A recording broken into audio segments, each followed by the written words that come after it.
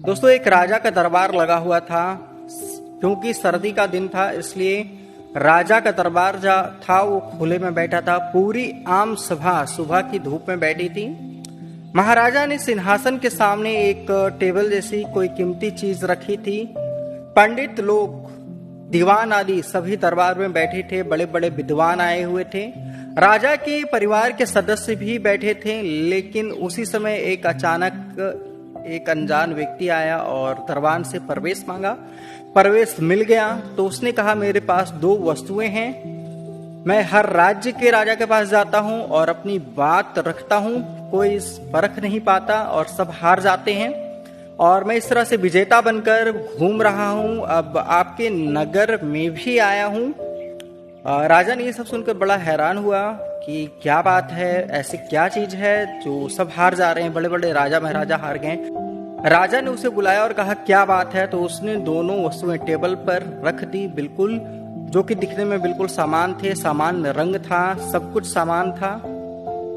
राजा ने कहा, ये दोनों वस्तुएं एक जैसे हैं। तो व्यक्ति ने कहा, हाँ, दिखाई तो एक ही सी देती है, लेकिन भिन्न है जनाब। इनमें से एक है बहुत कीमती हीरा और एक है कांच का टुकड़ा। लेकिन रूप रंग सब एक से हैं। कोई आज तक परख नहीं पाया कि कौन सा हीरा है और कौन सा कांच। कोई परख कर बताए कि ये हीरा है और ये कांच।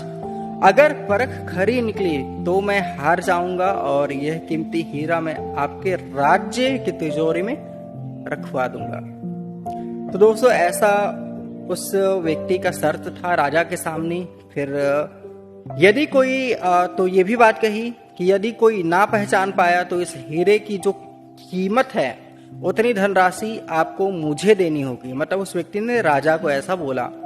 इसी प्रकार मैं कई राज्यों से जीता आया हूं। राजा ने कहा, मैं तो नहीं परख सकूंगा। दीवान बोले, हम भी हिम्मत नहीं कर सकते हुजूर, क्योंकि दोनों बिल्कुल समान हैं। सब किसी की भी हिम्मत नहीं हो रही थी। जितने लोग वहां पे बड़े बड़े विद्वान थे, कोई हिम्मत नहीं जुटा पाए। वैसे हारने पर पैसे देने पड़ेंगे, इसका कोई सवाल नहीं। सबको मतलब ये बात अच्छी तरह पता थी, क्योंकि राजा के पास बहुत सारा धन है। राजा की प्रतिष्ठा गिर जाएगी, इसका सबको भय था। क्योंकि कोई भी व्यक्ति पहचान नहीं पाया अभी तक। आखिरकार पीछे थोड़ी हलचल हुई। एक अंधा आदमी हाथ में लाठी लेकर उठा और उसने कहा, महाराज, मुझे आपके पास आना है। दरबानों, मुझे महाराजा के पास ले चलो। मैंने सब बातें सुनी हैं और यह भी सुना है कि कोई इसे परख नहीं पा रहा है। एक अवसर मुझे भी दो। एक आदमी के सहारे वह राजा के पास पहुंचा। उसने राजा से प्रार्थना की कि मैं तो जन्म से अंधा हूं, फिर भी मुझे एक अवसर दिया जाए हुजूर, जिससे मैं एक बार अपनी बुद्धि को परखूं। हो सकता है कि मैं सफल भी हो जाऊं, और यदि सफल ना भी हुआ तो वैसे भी आप तो हार ही गए हो।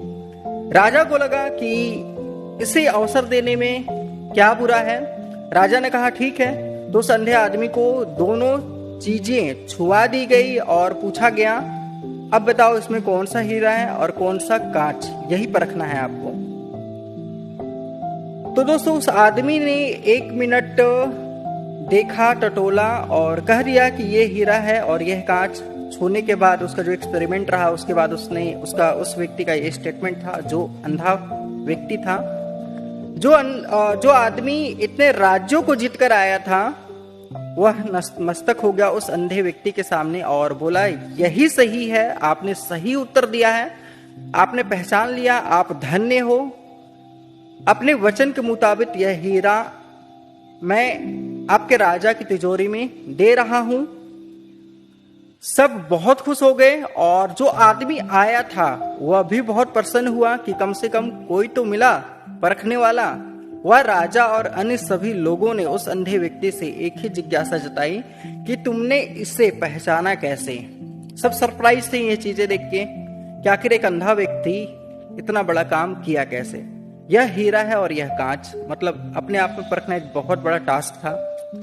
उस अंधे ने कहा कि सीधी सी बात है जनाब, मालिक, धूप में हम सब बैठे हैं, मैंने दोनों को छुआ, जो ठंडा रहा वह हीरा, जो गर्म हो गया वह कांच। तो दोस्तों इस कहानी से हमें यह सीखने को मिलता है कि ज्ञान की आंखों की जरूरत होती है, ना कि दृष्टिबद्धता की। अक्सर हमारी बुद्धि और अनुभव हमें सही निर्णय लेने में मदद करती है। तो दोस्तों उम्मीद करता हूं ये कहानी आपको अच्छा लगा है। अगर अच्छा लगा है तो लाइक, शेयर एंड सब्सक्राइब भी कर देना। मिलते हैं फिर एक और एक्साइटिंग वीडियो के साथ, तब तक के लिए जय हिंद।